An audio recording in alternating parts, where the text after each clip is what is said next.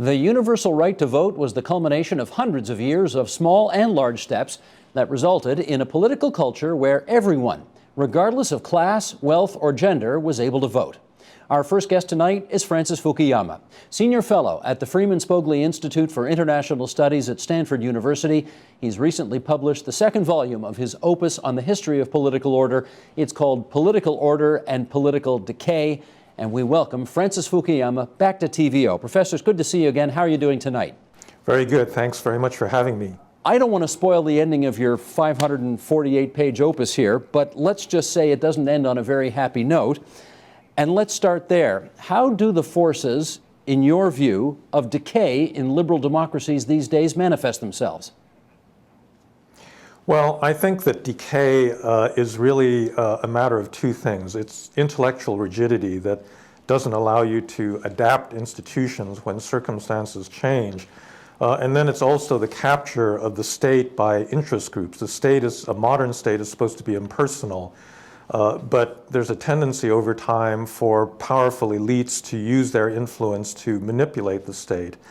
And I don't think this is a feature just of democracies. I think virtually every political order that's existed in history over time has been subject to this. And I think you can see some signs of this happening in the contemporary United States with the rise of very powerful interest groups representing forces, for example, like the banking industry, that have really blocked, I think, beneficial public policies because they can't be dislodged in terms of their political power. If I understand properly, the decay that you write about mostly deals with public institutions, but I wonder whether you see signs of that decay as well in industry or private business.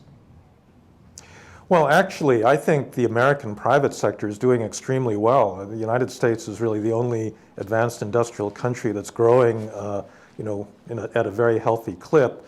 And there's a lot of, I live in Silicon Valley, in the IT industry, in energy, and a lot of other sectors. There's been a huge amount of innovation. And so, I think that we worry about moral decay and whether our children really have the right values. But in many respects, I think American society is doing quite well. I think America's problems really have more to do with its political system and the particular way that the society interacts with those institutions. To that end, let me read the following excerpt from your book and share it with our viewers. If there has been a single problem facing contemporary democracies, either aspiring or well-established, it has been centered in their failure to provide the substance of what people want from government: personal security, shared economic growth, and quality basic public services like education, health, and infrastructure that are needed to achieve individual opportunity. So just to be clear about this, safety, health care, a good education system, but not freedom? Well, I think we take freedom for granted. A government, a modern political system, in my view, has to have really three institutions. It needs a state, which is really about power, which is the ability to actually provide those kinds of services and security and so forth. But that power needs to be constrained by two other institutions, one of which is the rule of law, and the other of which is democratic accountability. And so I think that an important, a just system and a well-functioning system is really a balance of forces that are not necessarily compatible or fully in harmony with one another. So if you have too much state and not enough law and democratic accountability, you get a dictatorship. And if you have too much constraint and not enough state, you get a state that doesn't provide those basic services that people want out of government. And so you really need to be somewhere in the middle. And where is that balance in the United States of America today, in your view? Well, I think that historically the American system came out of a revolt against British monarchical power, and we've always emphasized law and democracy, the institutions of constraint over a state. In fact, the first effort to create the United States was the Articles of Confederation that created such a weak body that we had to have a constitutional convention that provided the kind of executive authority that exists in the United States now. But our political culture is really on the constraint side. We want freedom, and I think despite a lot of Republicans worrying about Obama being a dictator, we live in probably one of the freest societies in human history. But on the stateside, I think there have been a number of failings. Congress hasn't been able to pass budgets because of polarization and deadlock. Services work much better than in a developing country, but they could work much, much better than they do. And I think that's what is bothering Americans. Plus, this feeling that you see among the populist, certain populist voices, that there are a lot of shadowy elites that are out there manipulating the system to their own benefit. And I think that down the road is not healthy for the legitimacy of the system. Okay, I just want to make sure I understand the emphasis, though, because, of course, from north of the border, we see an America in Canada that is heavily focused on freedom, and then whatever, security and well-being and so on, that comes later.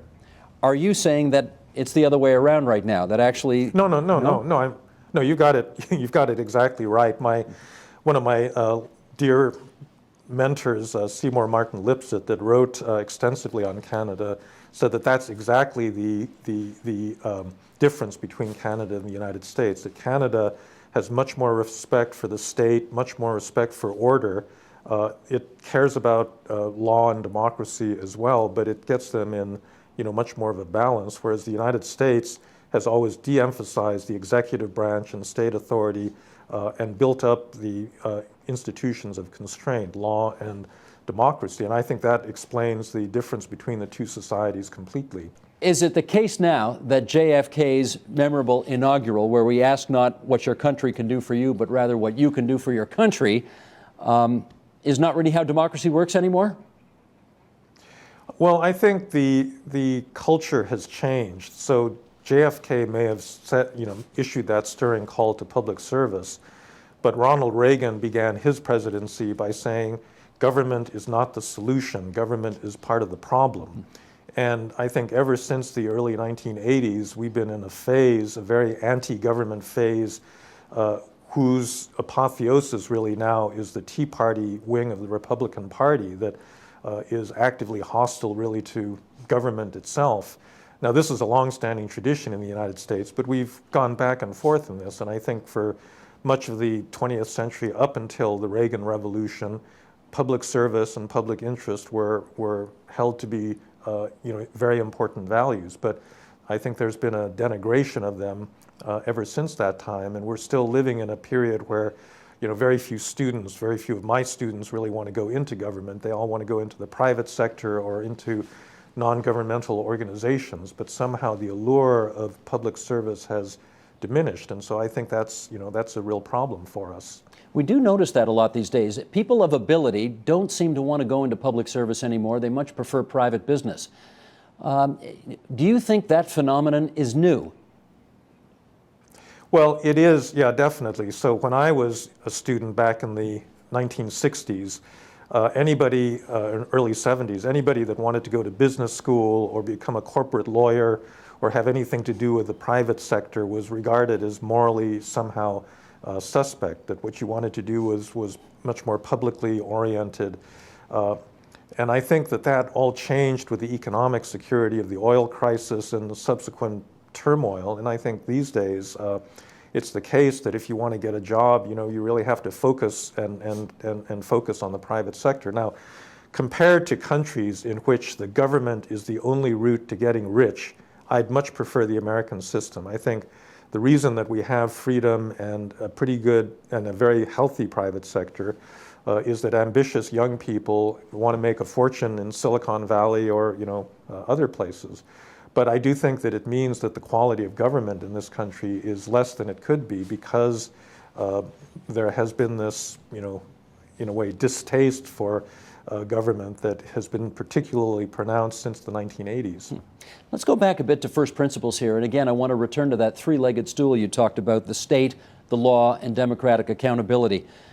I suppose we in the West, in Western democracies, like to think that we have, in spite of the criticisms that you have in your most recent book, that we have the best way of organizing society and living in the world. Do you think that it was inevitable that that three-legged stool would come together and that Western democracies would exist?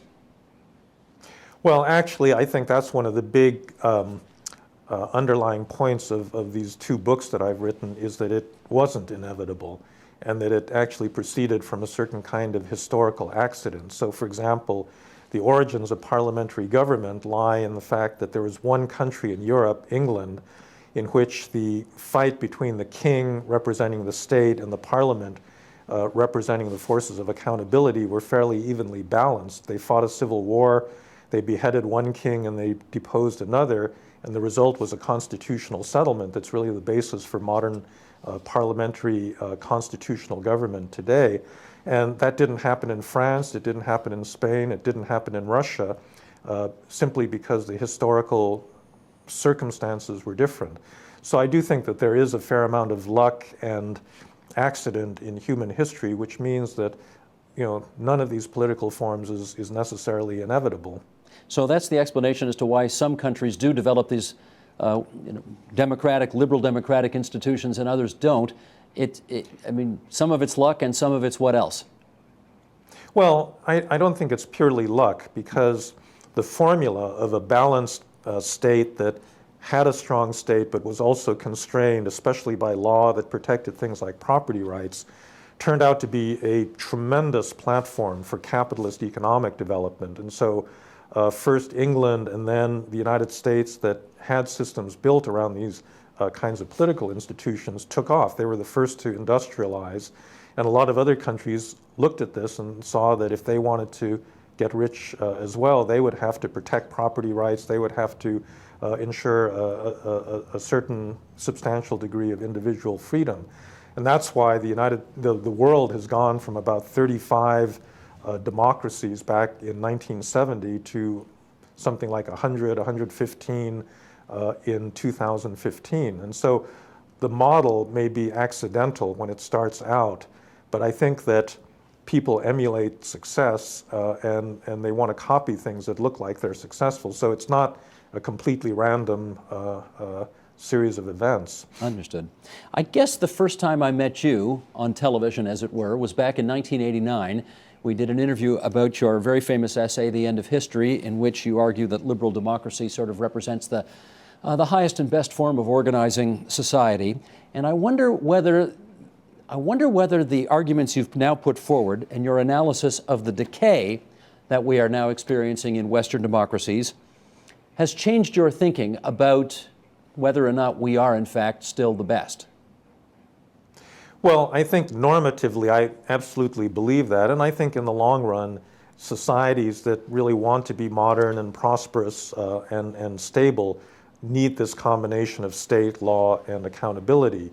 But I guess where I've changed my views in the 25 years since I wrote that, The End of History, first, I appreciate much better how difficult it is to create modern institutions, and particularly modern state institutions, impersonal, bureaucratic states.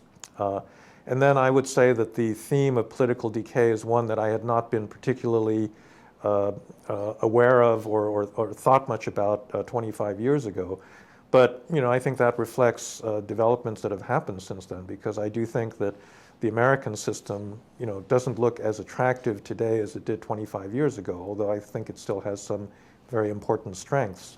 Well, let's give a concrete example here of a society that you do think is very attractive and perhaps ought to be emulated, and that was Denmark. You talk about Denmark as being sort of the good society of the world today, and I wonder whether you think sort of small, ethnically homogeneous societies in the Northern Hemisphere are the best examples for other countries around the world to follow. Well, Denmark is just a symbol for a country that is well governed, and probably the most important thing about it is that it has vanishingly low levels of political corruption. Corruption is one of those deficiencies in modern government that is probably the most pervasive, and it's also probably the one that's hardest to eradicate. And so I think, yes, Denmark is exceptional in the sense that it's very small. It up till now has been relatively homogeneous. It too is the product of a number of historical accidents, and so it's not something that can be easily emulated. But I think as a target or as an ideal type, that's why I talk about it. Somebody who reviewed your book raised the following question. What if large sections of humanity don't much care about getting to Denmark? What's your answer for that? Well, I think it's clear that there are important parts of the world that don't care about getting to Denmark. I think that development, however, is something, the desire for democracy obviously didn't exist in all periods of human history. It's only a couple hundred years old in the places where it's gotten established. But I think that it's something that appears over time as a result of economic and social growth. When you have a broader middle class that's well educated, that is connected with the outside world, they own property that can be taken away by the state. I think there's a universal demand for greater political participation, and you can see this really going on in many countries around the world. It's not a guarantee that democracy will appear, but I do think that it's not culturally determined. And you've seen this in quite a lot of very culturally different parts of the world. Okay, Professor Fukuyama, we're going to continue our exploration of how democracies function or not, and why it is that in some parts of the world, words such as democracy and freedom conjure up images of chaos, decadence, and disarray. So, joining us now in Moscow, Russia, via Skype, here's Alexander Dugin. He's a Russian philosopher and political activist. His most recent book is called Eurasian Mission, an introduction to Neo-Eurasianism. And joining us in Klagenfurt, Austria, via Skype, there's Ivan Krastev, chairman of the Center for Liberal Strategies in Sofia, Bulgaria. He's a permanent fellow at the Institute for Human Sciences in Vienna, Austria, and his most recent book is called Democracy Disrupted: The Politics of Global Protest. And we welcome our two other gentlemen to our program tonight. Ivan Krastev, I'd like to start with you. Do you recognize in the protests that you have studied for your own work elements of the institutional kind of decay that Professor Fukuyama is describing in his new book? Yes, I'll agree, because I do believe one of the most important things about democracy and any political regime, this is the capacity of self-correction. You cannot expect that political regimes are always going to develop upwards. There are always going to be crises, there are going to be decline. But the basic problem is, do you have a capacity to learn from your mistakes? And I do believe one of the interesting stories which we see today, and I do believe it has a lot to do with the problem of governing these days, is that never in the world before it was so easy to get power and to lose power, but it is so difficult to govern. And part of the protest that we saw in the last 5 years, and by the way, in the last 5 years, in more than 70 countries in the world, both democracies and non-democracies, we have these very powerful popular protest movements, most of them not being organized by political parties or by trade unions. And what is important about these movements was very strong anti-institutional ethos. These people are not interested to be power. In a certain way, for them, the most important was to be critics of power. And I do believe this has something to do with the problem of difficulty of state building and governing, which Professor Fukuyama was talking about. Let me share an excerpt from your most recent book, Democracy Disrupted. You say the following: where governments are less powerful than before, corporations are more mobile and political parties bereft of the capacity to build a political identity around visions for the future. The power of citizens derives from their ability to disrupt, echoing very much what you just said. I want to ask about the importance of the so-called vision thing, as George Bush the father used to call it when he was president of the United States. Do you think the absence of a vision is creating conditions of civic unrest? I do believe, because this is the problem of political loyalty. In his, in my view, great book, Exit, Voice, and Loyalty, some decades ago, Albert Hirschman was making the major distinctions between the way we react to dissatisfaction in the field of politics compared to the field of market. He said, when you don't like a certain commercial product, you simply stop buying it. But when it comes to politics, exit is not the only option. If you're really loyal, basically if you share a vision, if you have a loyalty to the community, you're not simply leaving the country, you're not simply leaving the political party, you're trying to change it. And I do believe from this point of view, vision is clearly important, because vision creates identities. And from this point of view, some of the new protest movements which we're talking about were quite weak in creating political identities which are going to survive more than the time that we have been together on the square. All right, vision is one thing, but we also hear a lot talked about these days about greater transparency. Do you think if we had political institutions that were more transparent to their citizens, that would enhance the trust we have in them. Listen, transparency is very important, and this is part of the problem of the accountability that Professor Fukuyama talks about. But I do believe that we are slightly moving in an extreme direction, basically trying to believe that transparency is going to be the solution of all problems. Don't forget that democracy started not with transparency, but with secrecy. It was the secret vote that empowers the people. And I do believe that the very fact that you believe that certain decisions are going to be transparent does not mean that these decisions are going to be fair, that these decisions are going to be good. In my view, at least, transparency could be an instrument for good politics, but I don't see the transparent as a goal. And from this point of view, I'm not sharing some of this obsession and some of this belief that transparency is the answer to all the questions that we see. Not knowing everything basically does not mean that we are going to agree on the same thing. So from this point of view, I don't believe that transparency is enough. Okay. Alexander Dugin, as we welcome you into this conversation now, I wonder if we could start by having you tell us what your perception at the moment is of Western democracies as described by our other two guests.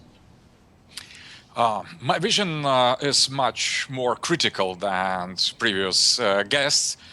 Because I think that we are dealing now not with technical, but philosophical or metaphysical problem. So the problem of the crisis of democracy lays, as long as I see, in the incapacity of the West, of the Western civilization to understand the positive other.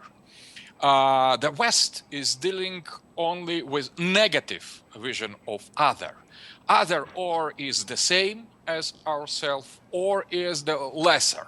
So it is based on kind of messianic conception of universalism of Western civilization, where the West has constructed liberal democracy that maybe fits to the Western culture, Western history, maybe not. It's up to Western citizens to judge up to which point this is suitable for them. But all that is based on the absolutely racist premise about universalism of the Western system of values. So democracy we are dealing with is Western democracy that conceives all humanity to be a kind of imitation of the same or less than Western type.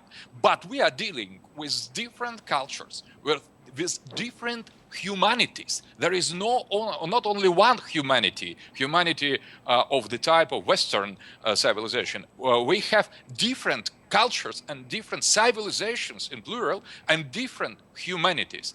And democracy should be adapted to the identities, different identities that should be taken positively and not negatively. So I think now the protest against the West and the feeling of the decay of the Western democracy that I share with Mr. Fukuyama, basing on completely different approach, I think that it is a common feelings, common sentiments of different cultures and people, but that is a kind of demand of profound, deep decolonization, deep de-Westernization. There are many positive aspects in the West, but the one thing that everybody in the world, except maybe the West itself, hates, it is the way of imposing the values as something universal.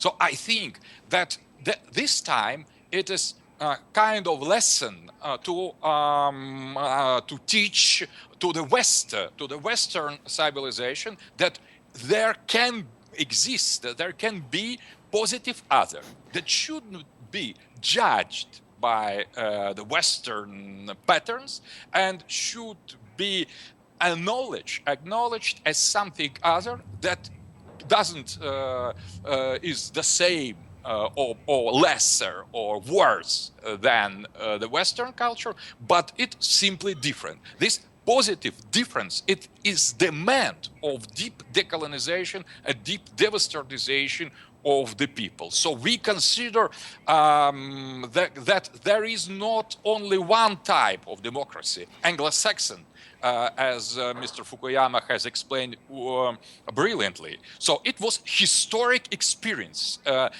Western democracy has its own place in the history of England, of United States of America, in the history of Western Europe. But it is regional, a local phenomenon, historically and geographically. All right, and there I is take your point. the rest that is against the West, as Huntington said. So we are the rest. Russia now is the vanguard of the rest that contests, that challenge this universalism, this messianism of the West. We insist on other understanding of democracy, and I think that is precisely the most important problem in debates of the future. Now, I understand what you're saying, and I take your point, but at the beginning of your answer, and I'll ask Francis Fukuyama to comment on what you just said in a second, but you used a word that is it is a serious trigger word in Western democracies. You used the word racist in describing how people in the West sometimes view their version of democracy compared to others. Could you just amplify on what you meant by using that word in that context? So, that very important scholar of England, John Hobson, the specialist in international relations, explained in his brilliant book concerning Eurocentric vision of world politics what is precisely the basis of subliminal racism of the Western civilization. In the 19th century, that was based on the equation between white race and civilization, yellow race and barbarism, and black race as savages. But after the criminal experience of the Hitler in Germany, this equation with the racist aspect biologically was put aside, but the same structure of understanding the hierarchy of the cultures of the civilization rested in this place. And the West continue to understand the situation in the world politics, on the same basis. There is civilization, that is the West. There is the barbary, that is, for example, Russia, China, or other BRICS country. And there is also savages, the third world, where there is no emerging industrial countries, but the kind of the primitive way of living. All that is based on the presumption of kind of hierarchy between the society. That was explicitly racist in the past, and now it is implicitly or subliminally racist. But I think that is the problem. You need to, being real Democrats, you need to put aside this universalism and try to understand why, for example, some tribes don't want to go in the same sense of development as Marcel Mauss has shown, that there is a kind of rejection, refuse to the progress, to the accumulation of the goods by some archaic tribes. And that is decision that we need to take seriously if we are not racist. So I think that the problem of the biological racism is resolved in the West, but cultural racism still exists, and it is precisely in the core of the Western thought and the Western geopolitics, Western strategy, Western set of values. And I think that we need to stop that. It is not democratic enough. Francis Fukuyama, I suspect there are many in the West who would plead guilty to feeling that we have the best system of government and organizing society in the history of the world. But I'm not sure I've ever heard the word racist used in the past to describe it. And I wonder what you think of Alexander Dugin's use of that word to describe perhaps a Western sense of arrogance that we're doing it better than everybody else. Well, I think Mr. دوغين is right. Historically, there was, a racist component to especially the imperial policies of many European powers, but I think it's ridiculous to say that that's somehow the essence of modern liberal democracy. The essence of liberalism is tolerance. Liberalism grew out of the religious wars in Europe in the 16th, 17th century. They were very bloody, and there's a recognition that if you have a society that's divided, at that time it was a religious divide, but it could be a racial divide, it could be an ethnic divide. There are many ways that societies are fractured, that the only real solution to this was a society in which people put aside these contestations over ultimate ends and agreed to live under a framework of law. And that's why I think liberal democracy really is universal, because in some sense, nobody lives in a homogeneous, society with one culture, not the Chinese, not the Russians, not anybody. I mean, there's a diversity of people that live in these places. They have to be governed in a way that they can mutually coexist. And so I think liberal democracy was actually a functional adaptation to the need to deal with diversity. And in fact, I think liberal societies are the ones that have dealt with the problem of race and ethnic division the most successfully, precisely because their core value is tolerance.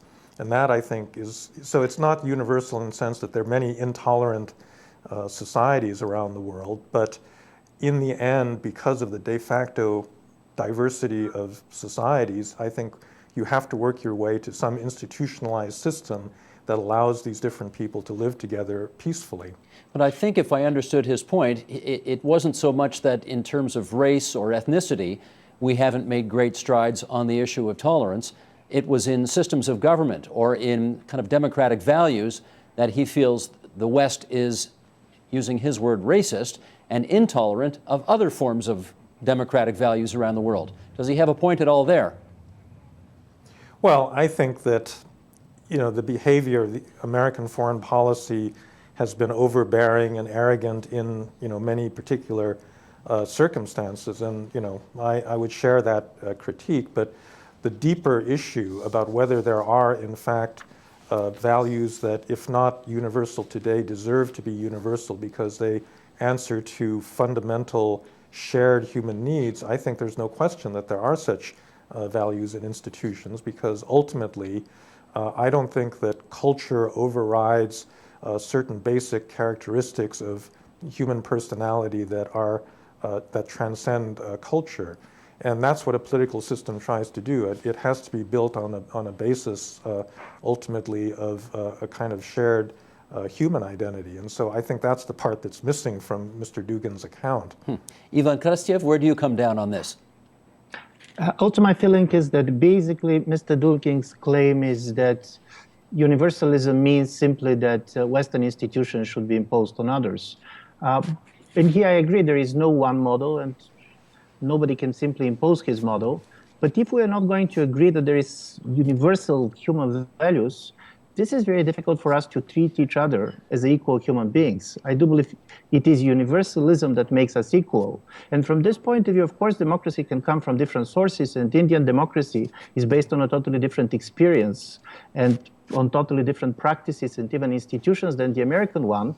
But it does not mean that liberalism should basically refuse to be universalist in order to fit this new reality. I do believe we're much more going to renegotiate what universalism means. Because if we're going to agree that we're simply different, that we're different civilizations and so on, several interesting questions come up.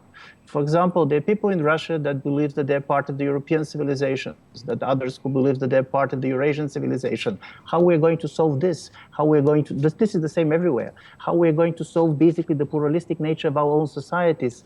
And from this point of view, I don't believe that criticism against the universal nature of democracy as such can be equal to basically the idea of promoting democracy and so on. And some of these practices, of course, can be very legitimately criticized. So let me ask Alexander Dugin to respond by asking what is it about liberal democratic ideas as practiced in the West that you find incompatible with Russian culture and history?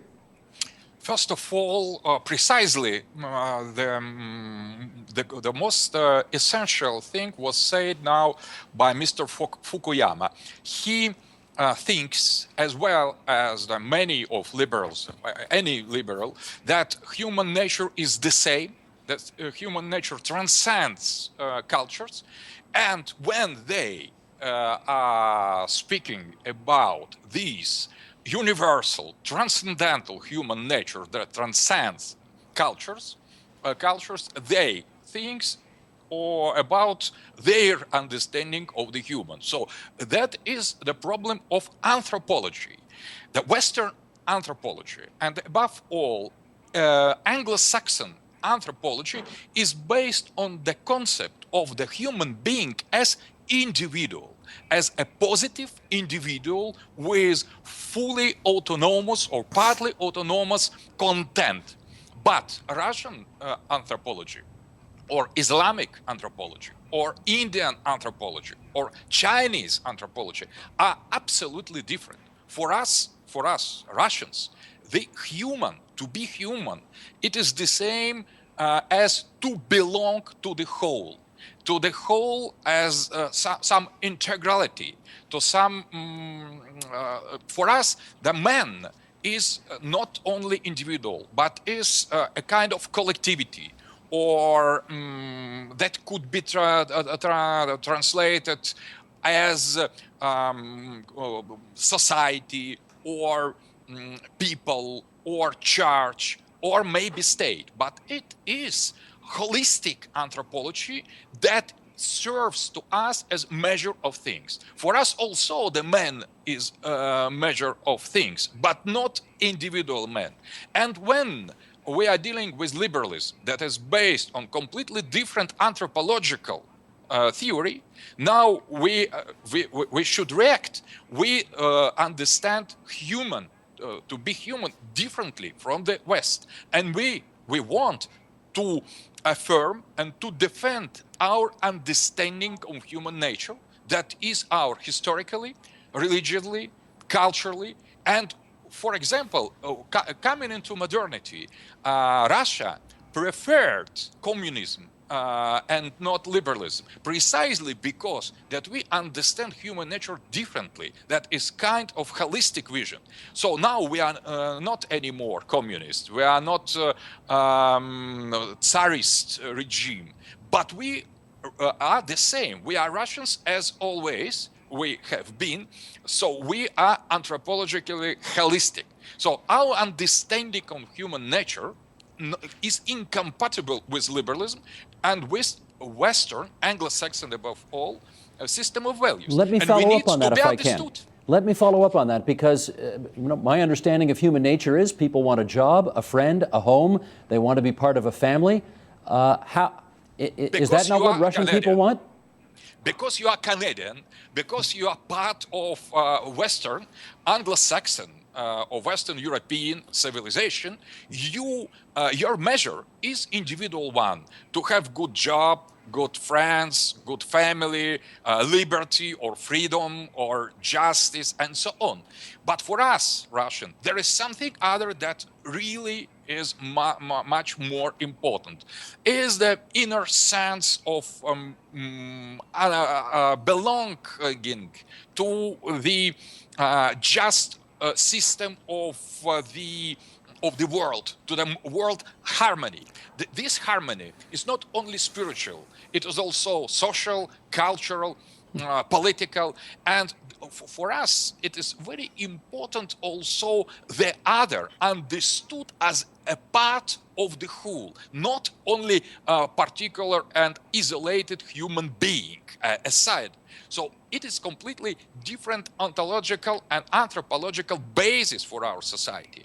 And we are Russians, we have friends, we are bothering about good job and work. But for us, there is something that is much more important. Before, it was conceived in the sense of religion, in the sense of loyalty to the Orthodox Church. After that, that was communism. And now, we are calling that Eurasian civilization. So it is a kind of feeling to belong to something that transcends our individuality, and that is much more important than it. That is our answer, historical experience and system of values defended by our writers, by Dostoevsky, by Tolstoy, every serious figure in our culture, in our literature, in our art, all of them were in one or other form defenders of this particularity of Russian culture and expressed this in different manners. Okay, let me get Francis Fukuyama to react to that. Perhaps we're all very different because human nature is not the same. Is he right about that? Well, first of all, Mr. Dougan is not talking about different anthropologies. I mean, if there's a human nature, it's universal. That's the definition of human nature. It's a biologically given thing. What he's basically saying is that Russians are culturally different. Their culture is not as individualistic as Western culture. That is true historically, but it also assumes that cultures are these unchanging, monolithic entities that somehow are transmitted across generations and never change. I mean, there was a time when Western societies were far less individualistic. People were loyal to tribes at one point, and then they became loyal to larger collective units. And individualism is something that evolved, I think, in part out of the necessity of running a modern capitalist society, which in a market economy, in a sense, needs a greater degree of mobility, social mobility. And if you're tied down by kinship ties or by ties in which the state dictates the kind of occupation you can work in, a modern economy is not going to work. And so, in a way, individualism was a response to the functional needs of a society. Russia is no different. Russia is, I mean, Mr. Dougan acts as if all Russians think like him. But in fact, there's a lot of variety of opinion, and there's a modern part of Russian society that actually wants to be a liberal society like, the European Union. And so these things are all changeable over time, and that's why I think the issue is political development. Societies never stay the same. They're never anchored in a single culture. And unless they are able to adapt to those new social realities, they're going to fail. I'm intrigued as to where Ivan Krastev comes down on this issue because as a Bulgarian, I think you share the Cyrillic alphabet that Russia has, and you also share the Eastern Orthodox Church that Russia has. So where are you on this? We not only share, we basically invented the alphabet. No, I do believe this is the major issue. I will agree very much with Mr. Dougan that culture matters, that people are shaped by their experiences and by their historical experiences, but he's talking about this type of a cultural identity as if it is not contested within its own society. He named Dostoevsky and Tolstoy, but if you can name Pushkin and Herzen, you're going to see that what it means to be Russian was a question that had been very differently answered within Russian society. And he told you that you talk what you are talking because you're Canadian. But listen, there are not many Canadians 300 years ago. Probably you're coming from somewhere. And for example, all these Russians who are living now in different parts of the world, are they a part of this same communitarian culture? Or to what extent they're more individualistic? So I'm going to agree with Francis Fukuyama on the fact that cultures change. And by the way, cultures change by institutions, by the level of economic developments, they change by what's happening to them. As a result of it, of course, Russia's idea of good society is going to be different probably than the idea of the good society of the United States. But it does not mean that when a Russian dies or Bulgarian dies and somebody is going to have an autopsy, we are going to find a different biological being. Mr. Dougan, let me get you to follow up with this then. If the Russian people were raised, rather than on the values that you have ascribed so far in our program, but rather following liberal values like universal human rights and gender equality and minority rights, how would Russia be different? So, first of all, I think that I agree that the cultures change, but we need to identify what are the motivation and the sources of these changes.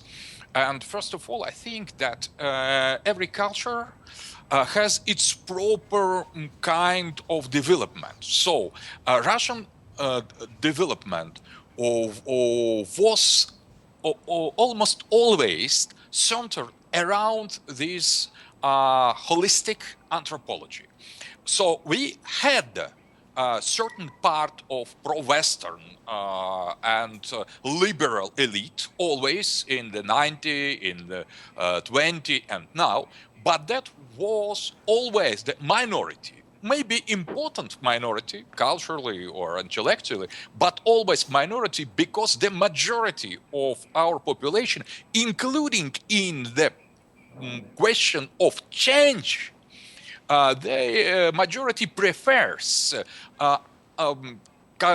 to conserve our identity, developing it, and conserve much important thing in it. So this feeling of kind of cosmic sense of the whole, that was precisely that was disintegrated in the beginning of the Western modernity. So if we, for example, we could choose freely without imposition or hegemony of the West, I am absolutely sure that we would choose some development and change basing on our proper cultural identity. So we are changing, but not necessarily in the sense of the Western civilization. Okay. There is very good term proposed by Huntington: modernization without westernization. That it is our case. We are going into the future. We are not obliged to be always in the past. But our future is different. It is a Russian future based on Russian values. And no, I understand that. I understand, but I'm wondering what would be different about Russia, or what would Russia lose if, rather than the values Russians are raised on today, they were raised on values of minority rights, gender equality, universal human rights, etc. Because that all contradicts to our values. For us, family is something sacred.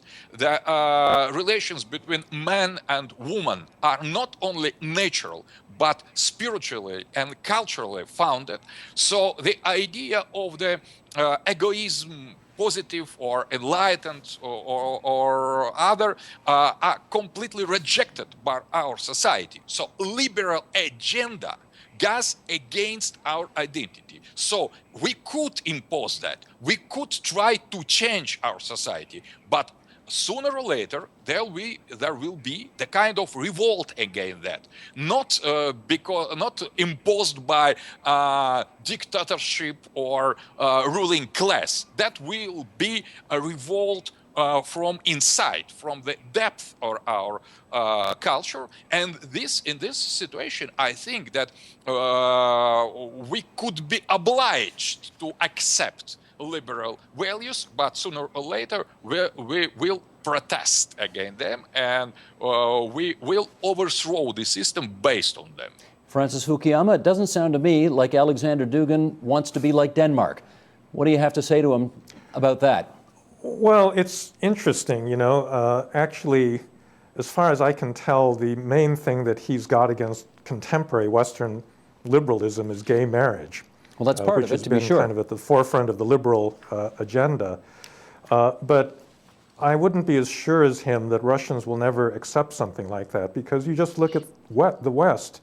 15, 20 years ago, nobody accepted gay marriage. It was, not talked about, and it was swept under the table. And there's just been this unbelievable shift in popular opinion, and especially if you look by age, people under the age of 30 have absolutely no objection to it, whereas there's a lot of resistance in older generations. And, I wouldn't be surprised if Russia went through a similar kind of transformation that the state might try to slow down or stop, but it's something that happens spontaneously. So I just think that, these confident assertions that Russian culture is always this and it will always oppose a certain thing just don't have a basis in empirical fact. Okay, let me move on to the question of whether Europe is today what it was, say, 25 years ago, when we used to read a lot of books saying we should be more like Europe. Europe's got it right. And to that end, Ivan Krastyev, let me bring you in first. There are a lot of things happening in Europe these days that are scaring a lot of people. And let's start, for example, in Hungary. What's your view on what's taking place in that Eastern European nation? Listen, as I have been saying before, you have globalization, and of course you have a backlash against globalization. In Europe, you have societies that have been changing very much. I mean, culturally, politically. When I was listening to Mr. دوغين, and he's telling how conservative Russian society it is, probably this is on the level of theory. But if you see, for example, the level of abortions or divorces, you're going to see that basically Russians, who, according to him, are so close to family and so much respect family, are divorcing much more than Europeans. Basically, you're going to see that you have a much more abortions in Russia compared to Europe. But where I am going to agree with him is that all these type of changes within the societies, they're not just going in one direction. Basically, Hungarians have been disappointed by the results of the transition. They basically are facing, in my view, a kind of an interesting dilemma. This is a very small, homogeneous societies, which was very much traumatized after the end of the World War I. And basically, they very much believe, and this is what Mr. Orban openly said, there is this illiberal values, this illiberal model, which is not so much based on the idea of the super consensus that is typical for the European societies today, but is much more about supermajority. We should consolidate the nation. The problem is that it's much easier to be said than to be done. Because what is important about Europe these days is that we are not simply 28 states. We are so much moving amongst each other. We are so much basically meeting each other. And nevertheless, that all of us, Bulgarians, Hungarians, and others, we have certain reservation against the cultural changes that are happening. We have the feeling that we're losing things. By the way, the warmness of the community. I don't believe that Hungary is an alternative to anything that is going to happen to Europe. Because strangely enough, what has happened in the European politics in the last 25 years is that to a certain extent, economic decision-making was taken out of the electoral politics. You have basically in the world, in my view, now two types of regime. Both of them claim that there is no alternative, but in Europe you don't have a policy alternative. So people can change governments, but they don't change much economic politics because they're constitutionalized on the level of the European Union. In places like Russia and China, basically, it's much easier to change policies. It's much more difficult to change those in power. And I do believe this type of attention is very much the result of the globalization, and we all are part of this global process. And I very much understand the sentiments from which Mr. دوغين is coming, but this revolt against globalization, in my view, is logical, but it is not easy to succeed. Exactly because we are much more mixed than ever before, because our societies are much more contested. And this is Hungary, and this you can see in many other places. In the case of Hungary, simply it's much more visible. I do believe that Europe is not the Europe of 50 years ago, and many of the things that have been perceived as a traditional European values are not what we see today. But let's just give you one figure which could be interesting for you. I have been watching basically seeing the results of the opinion polls concerning the same-sex marriage. And do you know, the difference between nations are not the real one.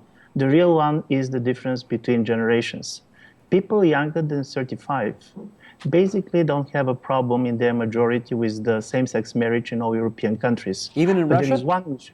I'm talking about European Union. But there is only one issue on which you are not going to see a difference between generations, and this is the rejection of immigration. So if I do believe that there's going to be a major problem which Europe is going to face, it's not going to be so much on the level of gender, it's going to be much more on the problem of the immigration.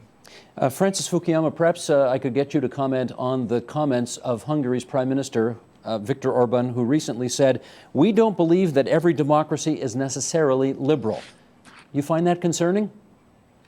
Oh, it's very concerning. I think it's especially concerning because Hungary was the first former Warsaw Pact country to really make what seemed to be a full transition to being a real European liberal democracy. And because that transition seemed to be so quick and easy, I think everybody assumed that it was a a done deal for all time. And so it's very significant that Hungary, of all, I mean, if other parts of Eastern Europe slid backwards, people would be less surprised. But the fact that Hungary is doing that, I think, is taken as a very bad sign. I think Mr. Orban, in a way, is going to have a lot of problems running an illiberal democracy because, as Ivan Krastev said, the globalization has meant that you just need a degree of pluralism and interconnection with the rest of the world that really requires a liberal society as an underpinning. But there's no question that, in many respects, he does represent this kind of more rural, less educated part of the Hungarian population whose lives have been, in a way, threatened, their livelihoods have been threatened, and their lives have been disrupted by globalization. But they don't represent the more modern part of Hungary. Well, there's also been quite an uptick in anti-Semitism in Hungary, the likes of which we haven't seen in, well, got to be careful here. Let's say 60 or 70 years, we'll put it that way. Alexander Dugin, there is a lot of concern in the West about what's happening in Hungary. Is there in Russia? So I think that from my part, I think that Orban is absolutely right. There could be different democracy, and it is not absolutely necessary to democracy to be democracy. Liberal, for example, there could be completely different democracy. There could be also interconnection and exchange of the values between the cultures, not basing on the individualistic liberal strategy. So I could imagine, for example, creation of Greater Eastern Europe project with some cultures, Hungary and other people joining to create alternative Europe, for example, with democracy, with openness to each other, recreating a kind of maybe past form of living of Eastern European people among each other without nationalist conflict. But I think also that Mr. Fukuyama shows what I was talking about concerning cultural racism. For example, to qualify Orban to be representative of peasantry, not modern enough to understand liberal democracy, it is classical vision of hierarchy between not this time racial types in the biological sense, but a kind of social or professional or sociological cultural racism. Because if he is representative of the peasantry, and that is majority of the, at least the majority of the Hungarians thinking like him and supporting him, I think that Hungarian people is right, not liberal theorists from United States or from Canada, from Russia, from elsewhere. So I think that is for Hungarians to decide what man is better to represent the Hungary. And I think his support, as well as popular support for Putin, consists precisely not in anti-democratic form of ruling, but in the moment that they represent what majority, maybe civilized or not civilized, think and like and want from leaders. So I think it is not populism. It is a kind to respond, to answer the demands of the people that doesn't coincide with liberal democracy or the global West think they should be. So that is a reality check. So Hungarian people, for me, for my opinion, sees better and understand better than I and then Mr. Fukuyama what is the right man to rule Hungary. And I think that Orban expresses the common opinion. So that is precisely democracy that doesn't fit in liberal, in some way totalitarian agenda. I should let Mr. Fukuyama respond to that if he wants to. Well, it's very amusing to hear me characterized as a racist. I thought that I was actually giving a kind of Marxist interpretation because I think a number of political forms are favored by certain social classes more than others, and I think that kind of basic Marxist sociology applies in many parts of Eastern Europe and in Russia itself. I mean, the real question is not democracy. The question is liberalism. Is it important to protect minorities and not let majorities just do whatever they want? That's been the essence of liberal, democratic, constitutional government really since the Glorious Revolution in England. And I think that's partly a value question, but it's also, I think, a functional question, because the fact of the matter is that we live in societies that have minorities that are not going to go away. And if you don't respect them, and if you don't protect their rights, if the state doesn't think that it's important to protect their rights, then there's going to be persecution. And so this is the path, and Steve, you mentioned anti-Semitism in Hungary, but Hungary's got a terrible history in the way that it treated its Jewish population in the 1930s and 40s, and by reviving that tradition, it's very ominous for what's going to happen in that country in the future. Gentlemen, we've been chatting for quite a good pace of time so far, and somehow we have not yet mentioned the word Ukraine. But we will now, because this is a part of the world that we must discuss. Alexander Dugin, tell us, what does Vladimir Putin want? So, Vladimir Putin wanted to have Ukraine as a neutral country governed by democracy in the old sense. Democracy as the rule of majority. I understand that liberal democracy, it is the rule of minority against the majority. And in front of the fear to be persecuted by majority, minority begins to persecute majority. It is liberal understanding of liberal democracy. And that is precisely what has happened in Ukraine. There was a kind of coup d'etat, overthrowing democratically elected President Yanukovych. And after that was a kind of liberal, ultra-nationalist government, illegitimate from our point of view, that came to power. And that was a kind of civil war in Ukraine, because the half of the population in the east and in the south of Ukraine refused to accept the coup d'etat and accept the legitimacy of the new Kievan government. Russia, that is culturally and historically very close to this part of southern and eastern Ukraine, came to help them to affirm their rights to say no to this dictatorship.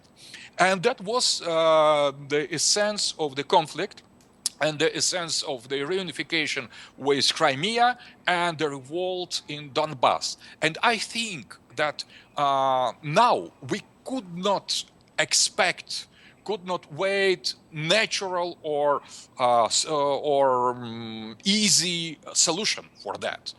So that was reason, as Russians understand the situation, and I think that we are on the edge of the real, maybe global conflict, because Russia cannot accept what has happened in the Kiev. Let me ask in a the follow-up February. on that if I can. Why cannot Russia accept a Ukraine that's not neutral? Because half of the population in the Ukraine is pro-Russian, and the government of Ukraine is anti-Russian. That has come to the power with the help of the West. So that is great reaction inside of Russia and inside of Eastern and Southern Ukraine against such situation. So Russia could be the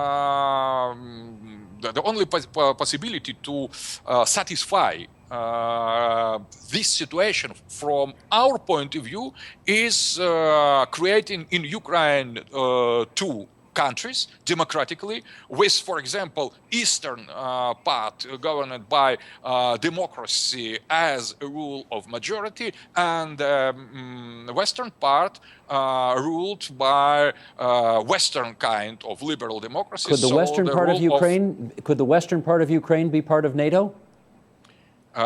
That will be against historical tradition of this part of the Ukraine, but in the present situation, I fear it is inevitable. Okay, let me go to Ivan Krastev.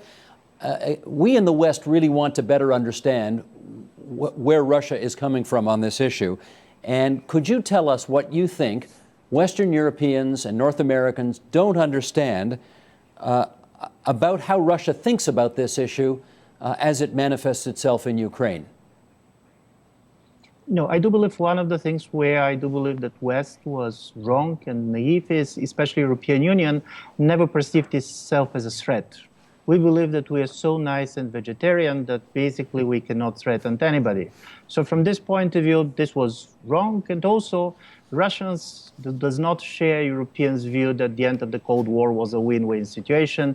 Many Russians, and here Mr. Putin speaks for the majority of the Russians, basically believes that Russia was the loser and basically it was mistreated in the post-Cold War period.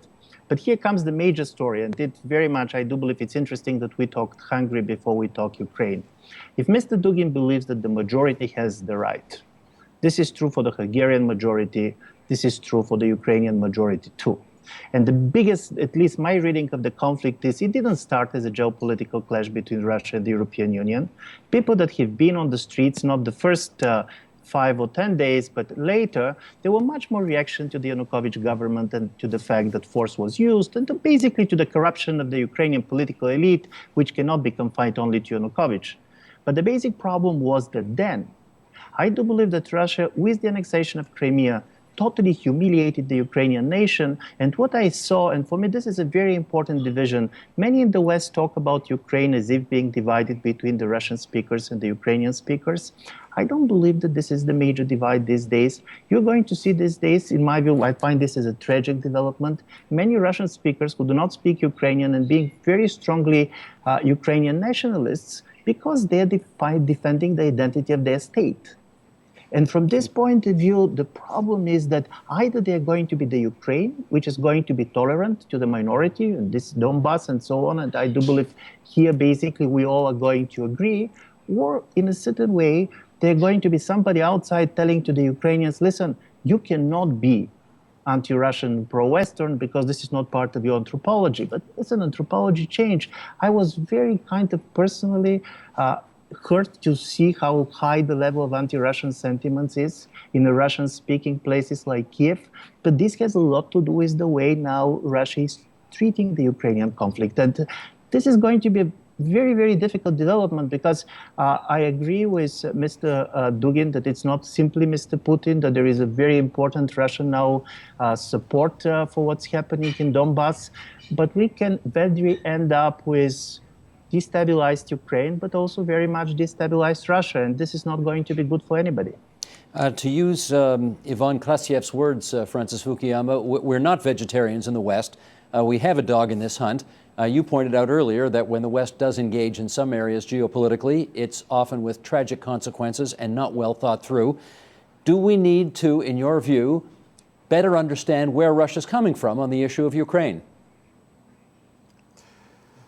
Well, certainly. I actually would agree with what Ivan said and Mr. دوغين, that the United States made a lot of mistakes in its policy towards Russia and towards that region in the lead up to this, but that does not justify Russia's actions. I guess I differ from Mr. دوغين in the following sense, that he would like to see this as a clash of equally principled ideologies. I think that the real issue in Ukraine and ultimately the real issue in Russia is not a different set of values, it's corruption. The whole Ukrainian elite was built, it was a kleptocracy. It was a regime that was in place to extract resources using state power for their own private benefit, and in many respects, that is exactly the same kind of system that Mr. Putin is running. They're both democratically elected, they have democratic legitimacy, but they are basically kleptocracies. And I think that what all the young protesters in Maidan Square were saying was, we don't want to live in that kind of country. We want to associate with the European Union because for us it represents a kind of modern state in which the state serves a public interest that is impersonal.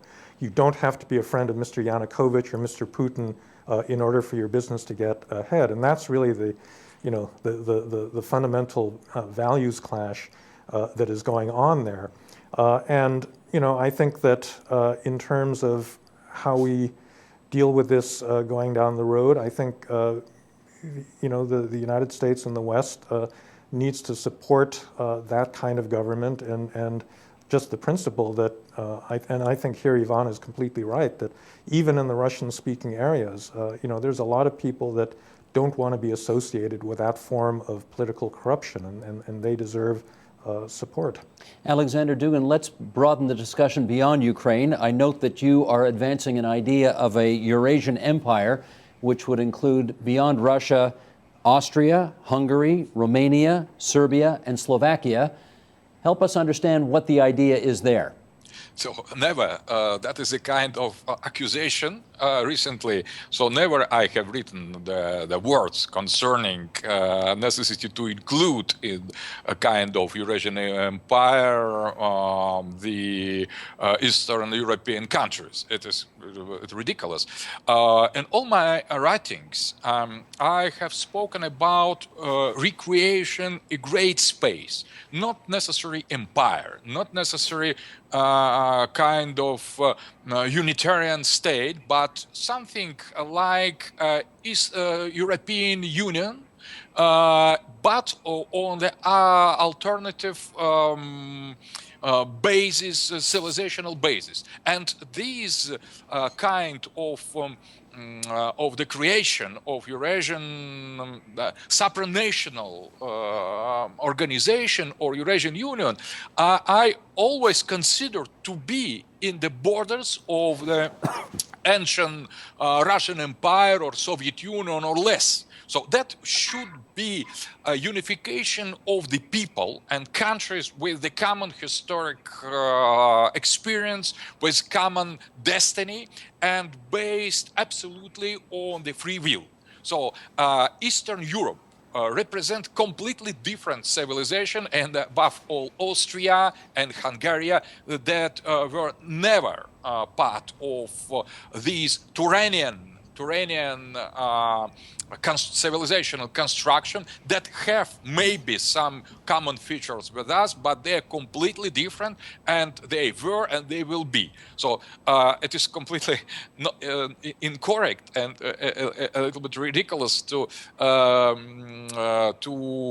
affirm such strange things that I have never said, as many commentators are making in the last time, accusing me for the opinion that I have never admitted, never defended.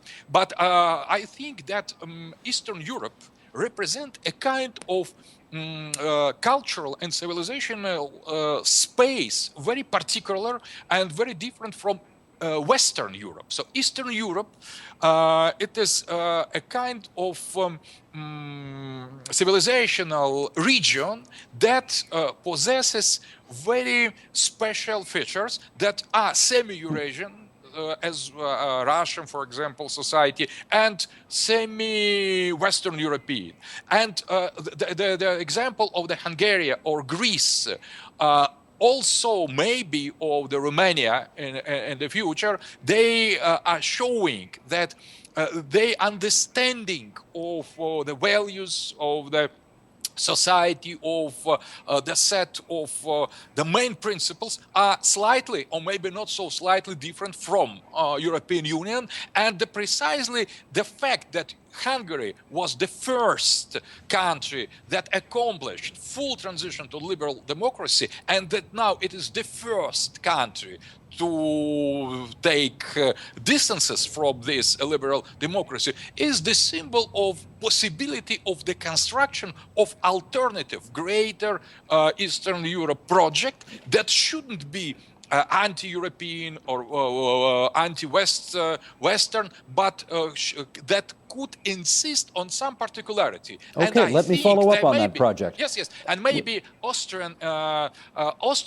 could return with Hungary and maybe with other Eastern European country to recreate great space of Austro-Hungarian Empire. Okay, Ivan Krastev, do you think the West has anything to fear from a potential Eurasian empire that includes some of the countries that we just listed? Listen, first, I do believe that Russia, like every other country, has the right of their integration project. So if they have a soft power and if they can attract state and societies to join them, welcome. So from this point of view, I don't have any problem with the Eurasian Union in the way it is now, or it could be, if this is based on a free choice and basically if societies go there. But the problem with this proposal is that at this moment, I cannot see what is the model on the base of which Russia is going to attract all these countries. I'm now staying in Austria, being Bulgarian and so on. And listen, I don't see any Austrian which is very much interested to join the Eurasian Union. You can say that basically Russia now looks as a great power, but Russia is very much one person. When you talk about institutions that basically Mr. Fukuyama started his talk about, strangely enough, Mr. Putin is not creating any institutions. Neither the United Russia, even the presidency basically, is not an institution that you can easily imagine after Putin. So from this point of view, till now, the major soft power coming from Russia is cheap resources. You can see Mr. Orban bargaining that he's going to get 10 billion from Gazprom for this or that. You can see different Western politicians being very much interested in this.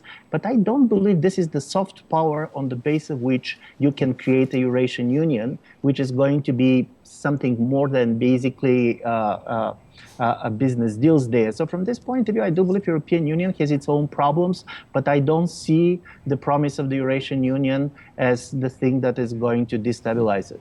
Francis Fukuyama, am I right in saying that you were once a student of Samuel Huntington's? That's right, I was. You were. Okay, so we actually had him on this program once upon a time talking about his clash of civilizations, which of course has been the subject of so much conversation. And I wonder whether you think that clash of civilizations is happening between Russia and Ukraine right now. Well, you know, I was a student and owe a lot to Sam Huntington. I didn't like that book. I wrote a critical review of it in the Wall Street Journal, and we had a slightly tense moment in our relationship after that. But it's for the exact same reason that I disagree with Mr. Dugan, that, yeah, there are cultural differences. They can be very deep and abiding, but they're also integrative forces that operate in the world, and therefore, you know, and societies are divided and cultures change, and so therefore, it does seem to me that there is a basis for things like universal values to exist. And you know, there are parts of the world where it's more applicable. So the only part of the world that really thinks of itself as a civilization is, you know, is the Middle East, where there's a concept of a Muslim ummah. The idea that Ukraine and Russia are somehow part of separate civilizations is, well, in fact, I suspect Mr. Dugan's argument is they're part of the same civilization and that it's basically a Russian one. But both of these societies are divided internally. You know, they're divided in terms of values and the kinds of institutions that people prefer. And so I think it's completely unhelpful to see that conflict in cultural terms. It's really a combination of internal politics exacerbated by a lot of external interference right now. Okay, let me put the question somewhat differently then. Do we Western Democrats love our way of organizing society and our democracy so much that we're prepared to do clearly more than we have already done, which many would argue is not very much at all, in order to try to get Ukraine to be part of us? Well, I think, yes, there's a moral obligation to support people that want to be self-determining, but there's also a larger principle at stake. The post-1991 European settlement was based on the idea that Russians that are stranded outside of Russia would stay in place and that everybody would figure out how to live peacefully in that kind of a situation. And Mr. Putin has thrown that principle out the window. He's basically told all these Russian populations, if you're unhappy, we're going to come to your support, and that is going to destabilize many countries well beyond Ukraine. And so I think that, you know, I guess the one thing that makes me a little bit more relaxed about this is that Russia is playing from an extremely weak hand right now. Unlike China, which has actually developed a modern, high-tech, very diverse powerhouse economy, Russia is completely dependent on oil and gas for its economic growth, and because of the collapse of oil prices, it's going to go into a very severe recession. And so Mr. Putin is playing from a weak hand that I think ultimately is going to be very hard to sustain. But I do think that unless he is persuaded to pull back, the destabilization is not going to be limited to the Donbass. It's going to extend to Moldova and Kazakhstan and the Baltics and many other countries in that region. Ivan Krastyev, how do you see it? Listen, I basically see what's happening there very much as Russia's revolt against globalization. And I do believe that after 25 years of development, basically Russia does not see this type of economic results that it was expecting from this transition. And I very much agree that comparing Russia with China, basically you can see that China was doing much better. So from this point of view, I'm going to try to read current Russian policy much more as aggressive isolationism than a classical imperial policy. Because the problem with the European order after 1989, and from this point of view, European order was different than the global order, was that we're not going to change borders. We're not going to exchange populations like after the World War II in order to secure borders, but we're going to change the nature of the borders. And I do believe that as a result of this, what we see is that Mr. Putin is not simply changing the borders with Crimea, but he's much more changing the nature of the border between Russia and the West. In economic terms, it's very much going back to kind of a self-sufficient economy, if this is possible. Also, the way you have the movement of people and ideas, this idea of the nationalization of the elites, I don't believe that Russia is going to gain much out of it.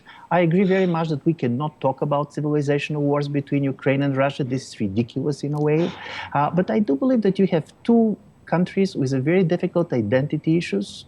Both in Ukraine and Russia, there was a very painful process of identity building after the collapse of the Soviet Union.